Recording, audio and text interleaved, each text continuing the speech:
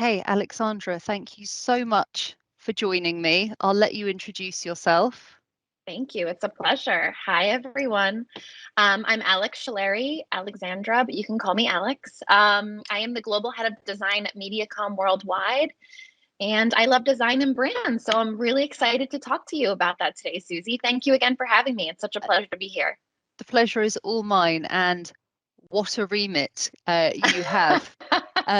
I'm desperate to dive in and to ask you really about you as an expert. Where do you begin when you conceptualize a brand for your clients?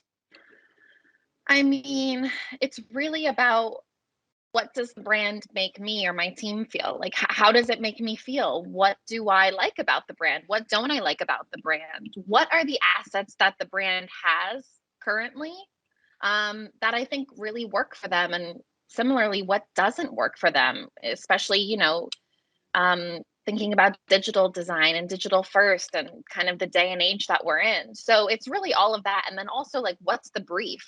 Are the client giving us a brief that they want to feel more, modern and agile and conversational, or is there no brief? And are we just kind of taking this upon ourselves to say, you have an amazing, strong brand, but we think that visually it can be even stronger, and this is what I would do. So there's so many ways that you can begin, but I think first and foremost, it's how does it make us feel, and Yeah. what can we do with that?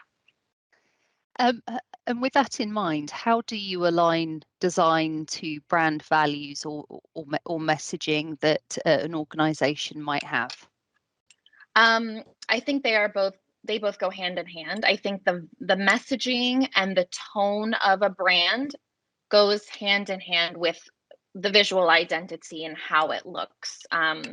So that's so crucial to keep in mind when designing, thoughtfully for a brand and designing a thoughtfully designed brand.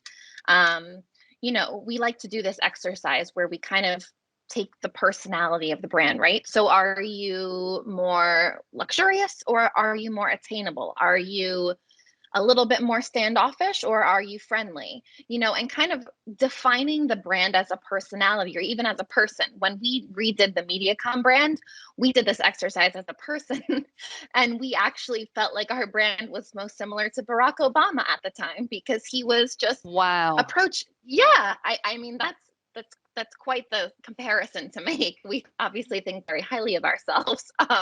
Yeah. But it was friendly, it was approachable, it was really how we aspired to be and how we aspired Yeah. to market and brand ourselves to the network. And I think that's such a fun and playful exercise, but it really dives down deep into, okay, Yeah. what is the brand, and then how do we proceed and move forward with it, knowing this kind of personality.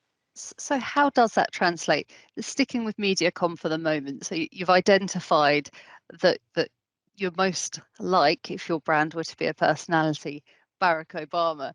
What design decisions did you take off the back of that? Well, we wanted our brand to be conversational. We wanted our brand to be modern. We wanted our brand to be friendly. And those traits that he has, we wanted to make sure that MediaCom had as well. So it was, when we redesigned our brand, we went from an all caps MediaCom to something all lowers because nowadays all caps is very shouty, and something a Yeah. bit more lowercase, just that simple change, it instantly became more friendly and more kind of down to earth in that way. So it's really making those small tweaks, but thinking about the personality, it was such a nice way to kind of weave that web, so to speak, Yeah. throughout the branding process. Yeah. And how do you factor in digital when you're thinking about revamping a brand?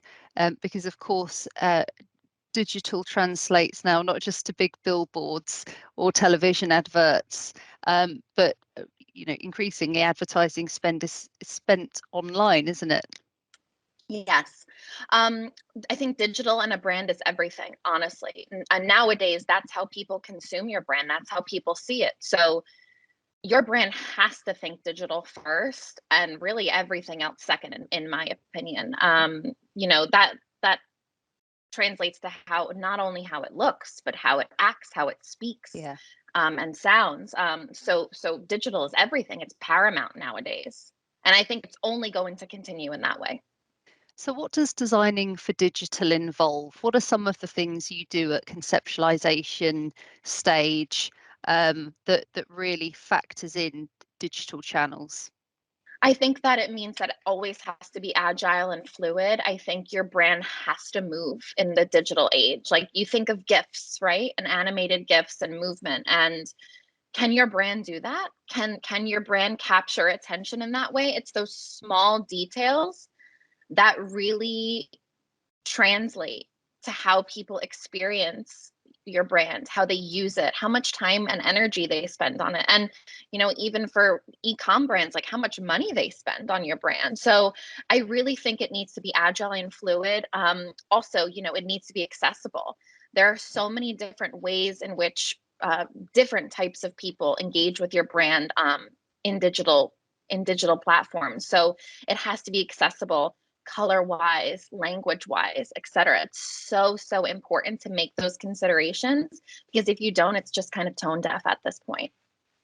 Absolutely. And what do you think has changed in the way that we consume and engage with our favorite brands? Because you've just talked about the fact that mostly that's online now. Yeah. Has anything else changed to your mind?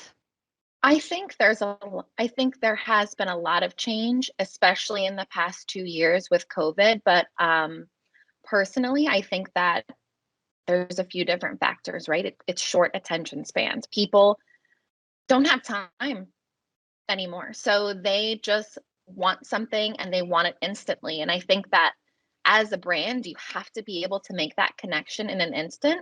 Otherwise, you may risk losing them. I also think it's equally important for brands nowadays to consider, doing good, social justice, giving back, really being authentic. I think that brands nowadays, people consume and engage with brands that make them feel good.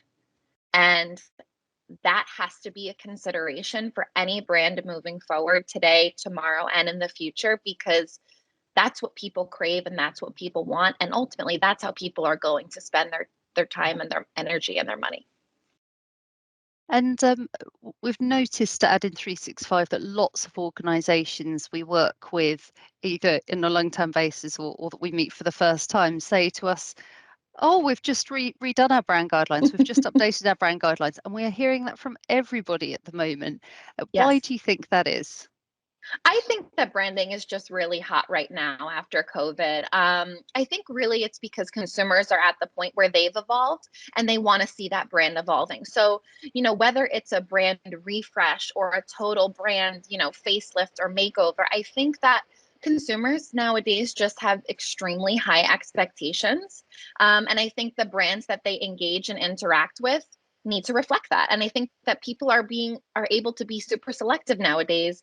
And so, branding needs to reflect that. And I think that's why people now are saying, wow, our brand needs to feel a bit more fresh. It needs to feel a bit more modern or Yeah. conversational, or maybe it needs to feel more luxurious and a bit harder to achieve for people who, you know, don't want their brand to be available to everyone. It needs to feel more exclusive. So I just think that consumers are evolving and they expect their brands to do the same. Yeah, for sure.